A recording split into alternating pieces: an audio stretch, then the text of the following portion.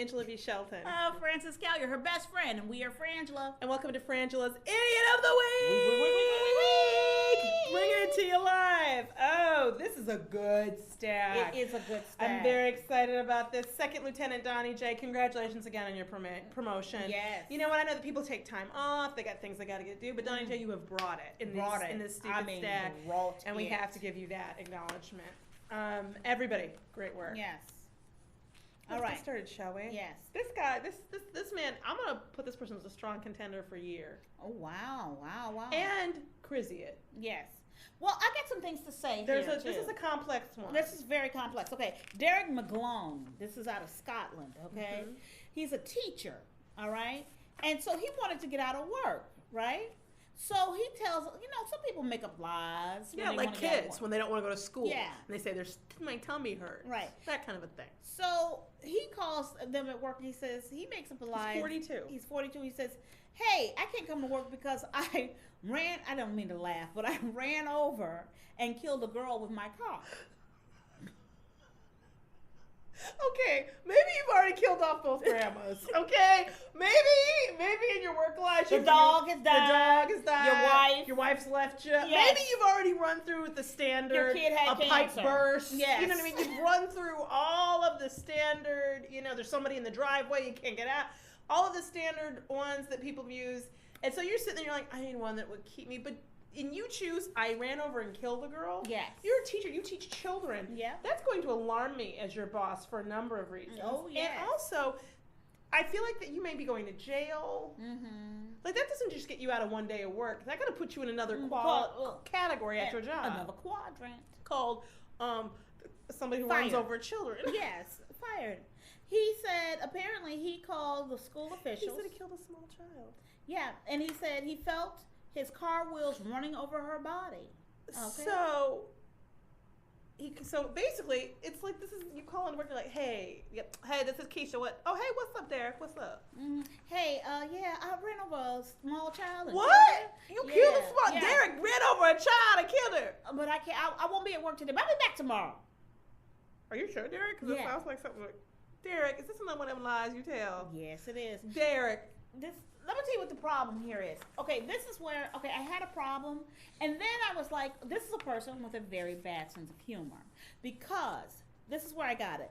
On another occasion, this is a good one. He called and he claimed that he was stuck in a volcanic ash cloud from Iceland. Which there is. There was a volcanic ash cloud. I remember it was like last year or something, maybe the year before. And like planes could, they were worried about it. Mm-hmm. So he said he was stuck in that, so he couldn't come to work. Yeah. Apparently he's done so many of these lies that he's known for it. Right. And I guess he went on a drunken rant on Facebook. Yes. Where he admitted to the council, to the people who administer the schools, or the teachers, that he admitted to them that he referred to his coworkers as bitches, and that he wrote that he would hunt them down. Yes. But he now says he'd like to return to teaching. Yes. He says, I can't give any reasonable explanations for my actions. I could. You're drunk. You're crazy. You're drunk. I'm going to go with drunk. Yeah. I'm going to go with drunk, and he's violent. I think he's drunk, violent, and I think he has a poor sense of humor. Well, I think that poor sense of humor is a very kind way of saying fucking wrong. This is what people don't understand, and this is a common problem. Yes. As professional comedians, yes. There are a lot of people who want to be funny. Yes, would like to be. Now, here's the thing. Professional comedians aren't necessarily funny people. They're people who have a funny act. Right. They're not necessarily funny 24 hours, which is hard for people to understand. Right. But they're people who'd like to be considered funny. They have to be considered witty. Mm-hmm. Or not even necessarily witty or intelligent, just funny. Funny. They want to make people laugh. And there's this subsection of comedy called mean. Yeah. That I call mean and crazy. Right. And there's a group of people who, and there's some comedians. And people, sort of just general people who think that being mean is funny. We have some people in our lives who think that saying mean things is funny. Right. And the thing is that you do have to have what I call ethics, values, morals, principles, and empathy.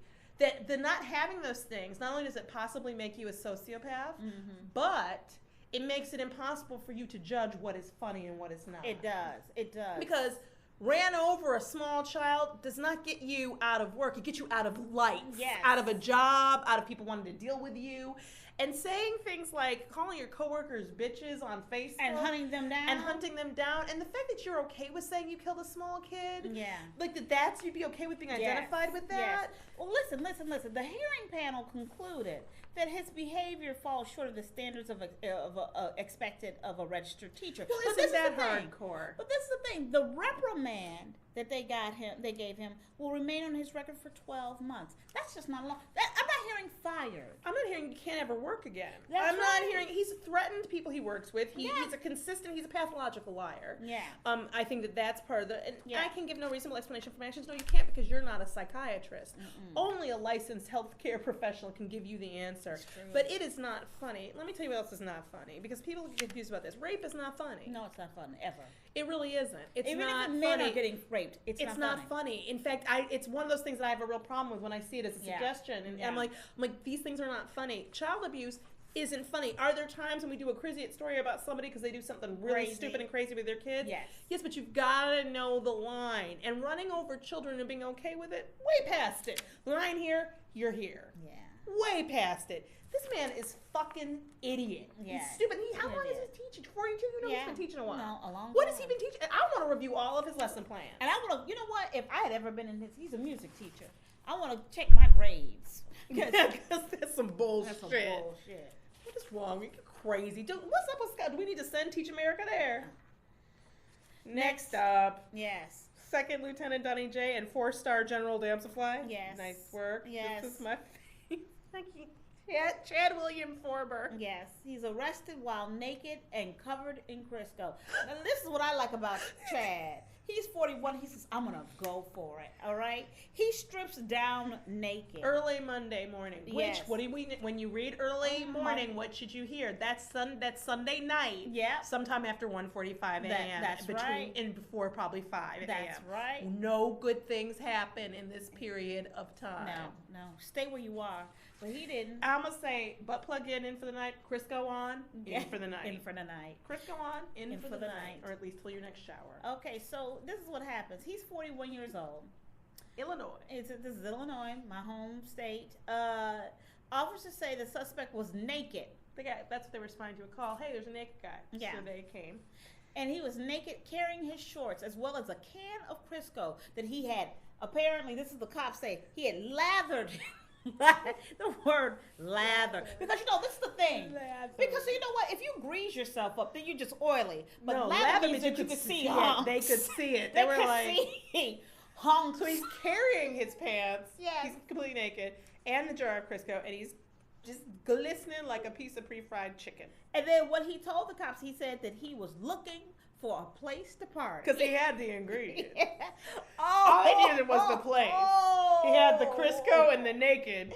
He just needed the location. That's all. Chad, I'm gonna tell you something, Chad. I like to think of Frangela as fun. Frangela equals fun. I like to think we can party. I don't think we can party with Chad. No. Because Chad starts the night at naked with Crisco. I see that happening, 20 shots later. Yes. But that's where that party's gotta start at Crisco naked for Chad to even show up. If he walks into your shit and people are just turning, he's gonna be like, no, not the right location. No. He needs a place to partake. His parties start at crazy naked on the street. Officers examined Forber's shorts. And you know what they found? The ones he was carrying. The ones he was carrying. You know what they found? Along with a can of Crisco. You know what they found in it? What they found in it? Something they suspected to be meth. Yes. I'm going to go with it's meth. Before the lab comes back, I'm just going to call it meth. I don't know. This is the thing. I will never try meth, but it makes me curious. Because the things that people do in terms of sex. Okay, of all the messers we've read, the guy naked covered with Crisco, he's like, maybe I should try this drug. That's the one. Because this is the one. This is your tipping point on meth. You're like, maybe they know something. Maybe they know something I don't know. Maybe this is an experience I should have. This is why. Your skin would look great. Huh? Your skin would look great after that. Yeah. Nice moist. It's like a nice moisturizing treatment. Yeah, well, that's what we learned from the help. The help. Yes.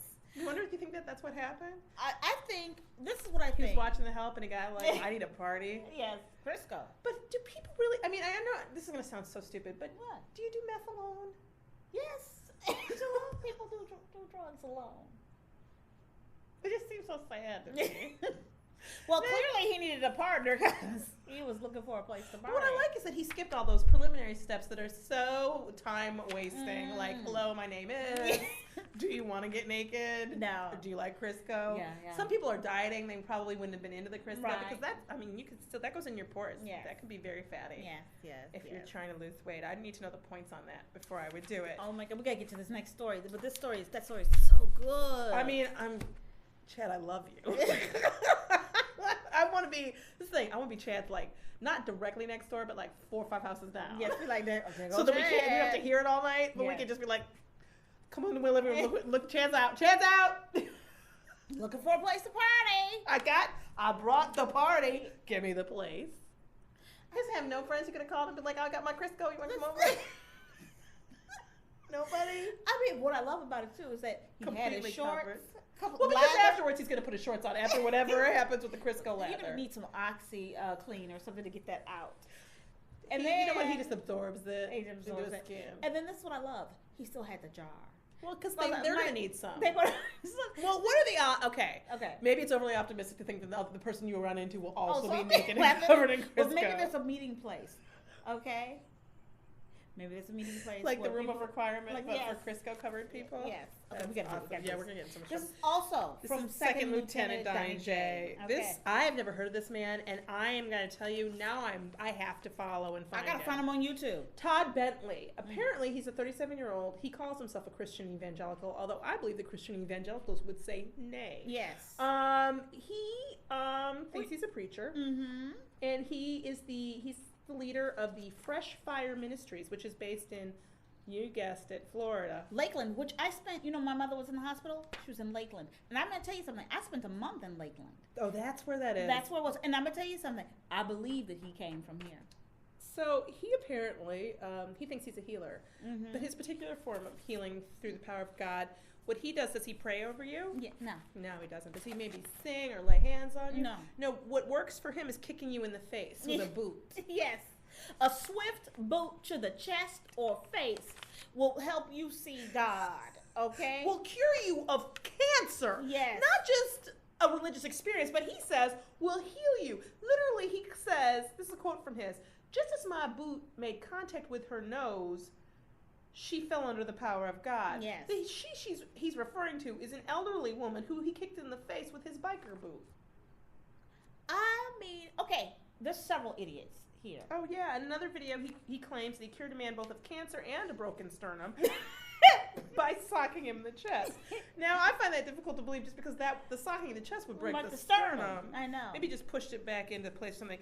And I love this British physician saying, because he's planning a tour of the UK and they're trying to stop it, right? Yeah. But this British physician says, I'm concerned about Todd Bentley's methods. I would urge people to keep away from him. This is the thing. Todd Bentley's originally from Canada, and I believe this is where I say Google now and Google off. Yes. If you're about to go into a situation to maybe get cured or healed or see a doctor or maybe get some collagen put in your ass on the fly cheaply. We've seen a lot of those stories. Yes. And it's not collagen, it's fucking brake fluid and crazy glue. You know what? Google the person. Find out who they are. Find out what their training is. Because when you Google Todd, what you find out is he's a former Hell's Angel member, drug addict, and he was convicted of sexually assaulting a 7-year-old. Yes. Not exactly God's messenger. No, not exactly. I don't think so. But you know what? But this is the thing. He became a key figure in this Lakeland revival, also known as the Florida Outpouring, a Christian revival originating in Lakeland in 2008. In over 2-month period, over 400,000 people attended the revival. You know what I'm going to say to this? If you asked to be kicked in the face, because you think now here's the thing. If I had cancer and I had tried every other thing and I'm in the horrible chemo and it's killing me, would I maybe be tempted to go with the kick in the face? No, I wouldn't. No, I wouldn't. You know what? You have to call hospice for You my really are. ass. I You can't. really are. We're way over. Yeah. But yeah. If Todd fucked with you, I don't want to hear about it. No. I'm Angela V. Shelton. Francis Callion. Week. Bye.